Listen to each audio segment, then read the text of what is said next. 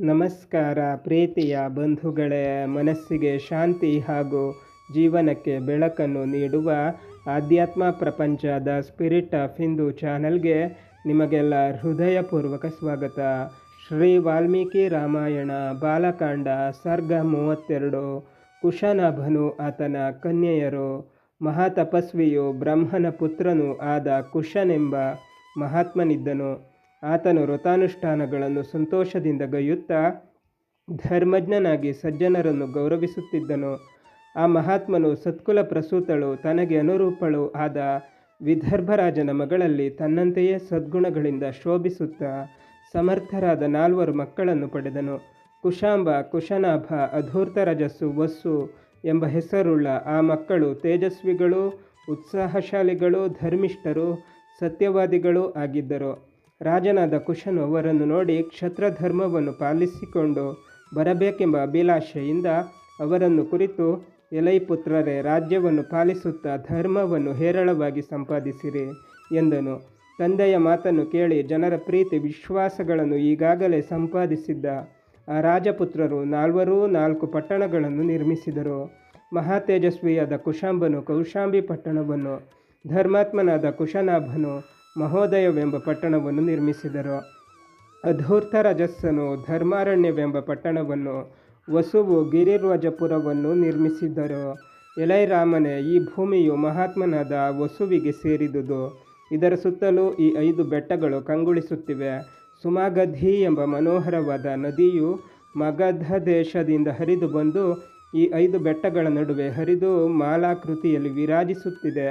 ಈ ಮಾಗಧಿ ನದಿಯು ಫಲವತ್ತಾದ ಭೂಮಿಯಲ್ಲಿ ಪ್ರವಹಿಸುತ್ತಾ 2 ದಡಗಳಲ್ಲಿಯೂ ಸಸ್ಯ ಸಮೃದ್ಧಿಗೈದು ಮಹಾತ್ಮನಾದ ವಸುರಾಜನ ದೇಶದಿಂದಾಚೆಗೆ ಪೂರ್ವಾಭಿಮುಖವಾಗಿ ಹರಿಯುತ್ತದೆ. ಎಲೈ ರಘುನಂದನನೇ, ಧರ್ಮಾತ್ಮನೂ ರಾಜರ್ಷಿಯೂ ಆದ ಕುಶನಾಭನು ಘೃತಾಚಿ ಎಂಬುವಳಲ್ಲಿ 100 ಮಂದಿ ಕನ್ಯಾಮಣಿಯರನ್ನು ಪಡೆದನು. ಯೌವನವತಿಯರಾದ ಆ ಕನ್ಯರು ರೂಪವತಿಯರು, ಸರ್ವಾಲಂಕಾರ ಭೂಷಿತರೂ ಆಗಿ ಒಮ್ಮೆ ಉದ್ಯಾನವನಕ್ಕೆ ಬಂದು ಮಳೆಗಾಲದಲ್ಲಿ ಮಿಂಚುಗಳು ಪ್ರಕಾಶಿಸುವಂತೆ ಪ್ರಕಾಶಿಸುತ್ತಾ ನೃತ್ಯಗಾನಾದಿಗಳಲ್ಲಿ ತೊಡಗಿ ಸಂತೋಷ ಪರವಶರಾಗಿದ್ದರು. ಸರ್ವಾಂಗ ಸುಂದರಿಯರಾದ ಅವರು ವರ್ಷಾಕಾಲದಲ್ಲಿ ಮೇಘಗಳ ಮಧ್ಯೆ ಕಾಣಬರುವ ನಕ್ಷತ್ರಗಳಂತೆ ಉದ್ಯಾನವನದಲ್ಲಿ ಪ್ರಕಾಶಿಸುತ್ತಿದ್ದರು. ಸೌಶೀಲ್ಯಾದಿ ಸದ್ಗುಣಗಳಿಂದ ಕೂಡಿ ರೂಪ ಯೌವನವತಿಯರಾದ ಅವರೆಲ್ಲರನ್ನು ನೋಡಿ ಸರ್ವತ್ರ ಸಂಚಾರಿಯಾದ ವಾಯುದೇವನು ಇಂತೆಂದನು: ನಾನು ನಿಮ್ಮೆಲ್ಲರನ್ನು ಕಾಮಿಸುತ್ತಿರುವೆನು. ನೀವು ನನಗೆ ಹೆಂಡತಿಯರಾಗಿರಿ.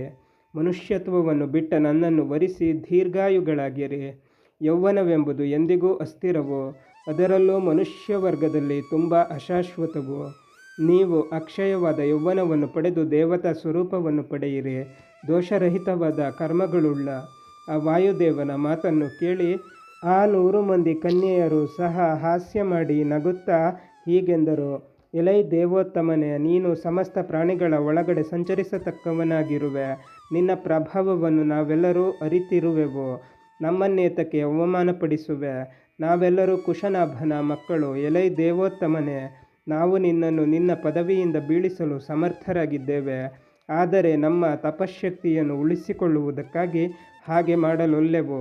ಎಲೈ ದುಷ್ಟಬುದ್ಧಿಯುಳ್ಳವನೇ, ಅಂಥ ಕಾಲವು ಒದಗದಿರಲಿ. ಸತ್ಯವಾದಿಯಾದ ನಮ್ಮ ತಂದೆಯನ್ನು ಅವಮಾನಕ್ಕೆ ಗುರಿ ಮಾಡಬೇಡ. ನಾವು ನಮ್ಮ ಧರ್ಮವನ್ನು ಅನುಸರಿಸಿ ಸ್ವಯಂವರವನ್ನು ಮಾಡಿಕೊಳ್ಳುವೆವು. ನಮ್ಮ ತಂದೆಯೇ ನಮಗೆ ಪ್ರಭುವು, ಆತನೇ ನಮಗೆ ಪರದೇವತೆ. ನಮ್ಮ ತಂದೆಯು ನಮ್ಮನ್ನು ಯಾರಿಗೆ ಕೊಡುವನೋ ಆತನೇ ನಮಗೆ ಪತಿಯಾಗುವನು. ಅವರ ಮಾತನ್ನು ಕೇಳಿ ವಾಯುವು ಬಹಳ ಕೋಪವನ್ನು ತಾಳಿ ಅವರ ಸರ್ವಾವಯವಗಳನ್ನು ಪ್ರವೇಶಿಸಿ ಅವರನ್ನು ಕುಗ್ಗಿಸಿಬಿಟ್ಟನು. ವಾಯುವಿನ ಹೊಡೆತಕ್ಕೆ ಸಿಲುಕಿದ ಆ ಕನ್ಯೆಯರು ಅರಮನೆಗೆ ಬಂದು ಲಜ್ಜೆಯಿಂದಲೂ ಭಯದಿಂದಲೂ ಕೂಡಿ ಕಣ್ಣೀರು ಸುರಿಸುತ್ತಾ ನೆಲದ ಮೇಲೆ ಬಿದ್ದರು. ಪರಮಶೋಭನೆಯರಾದ ಹೆಣ್ಣು ಮಕ್ಕಳು ಹೀಗೆ ಕುರೂಪವನ್ನು ಹೊಂದಿರುವುದನ್ನು ಕಂಡು ರಾಜನು ಸಂಕಟದಿಂದ, ಎಲೈ ಮಕ್ಕಳಿರ, ಇದೇನು ಹೇಳಿರಿ? ಯಾವಾತನು ಧರ್ಮವನ್ನು ಅವಮಾನಿಸಿರುವನು? ಯಾರಿಂದ ನೀವೆಲ್ಲರೂ ಹೀಗೆ ಕುಬ್ಜೆಯರಾಗಿರುವಿರಿ, ಹೊರಳಾಡುತ್ತಿರುವಿರೇ ಹೊರತು ನೀವು ಮಾತೇಕೆ ಆಡುತ್ತಿಲ್ಲ ಎಂದು ಪ್ರಶ್ನಿಸಿದನು. ರಾಜನು ನಿಟ್ಟುಸಿರು ಬಿಡುತ್ತಾ ನಿಜ ಸ್ವರೂಪವನ್ನು ಅರಿಯಲು ಧ್ಯಾನಾಸಕ್ತನಾದನು.